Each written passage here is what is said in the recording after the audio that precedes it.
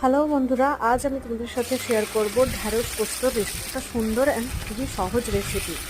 ঢ্যাঁড়স পোস্ত বানানোর জন্য প্রথমে কড়াই থেকে তেল দিয়ে তার মধ্যে ঢ্যাঁড়স আর আলুগুলো এইভাবে কেটে দিয়ে ভাজা ভাজা করতে হবে একটু সামান্য লবণ দিয়ে।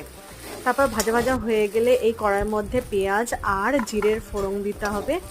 দিয়ে এর মধ্যে পোস্ত আর একটু নারকেল দিয়ে বেটে রাখা ছিল সেটাকে আমি এর মধ্যে দিয়ে দিলাম। একটু নাড়াচাড়া করে নিয়ে এর মধ্যে আমি অ্যাড করব একটু হলদি বাটা, একটু লাল লঙ্কার গুঁড়ো, তারপর কাঁচা লঙ্কা সামান্য দিয়ে এর মধ্যে একটু জল দিয়ে এটাকে আমি মশলাটাকে একটু ভালো করে কষিয়ে নেওয়ার পর এর মধ্যে একটু স্বাদ মতো আরেকটু আমি লবণ অ্যাড করলাম। করার পর জল দিয়ে এই যে মশলাটা হতে দেওয়ার পর এর মধ্যে ভেজে রাখা আলু আর ঢ্যাঁড়স দিয়ে দিতে হবে। দিয়ে আলু আর ঢ্যাঁড়সটাকে ভালোভাবে নাড়াচাড়া করে নিয়ে এটাকে কিছুক্ষণ হতে দেওয়ার পর ঢ্যাঁড়স আর পোস্তর এই টেস্টি রেসিপি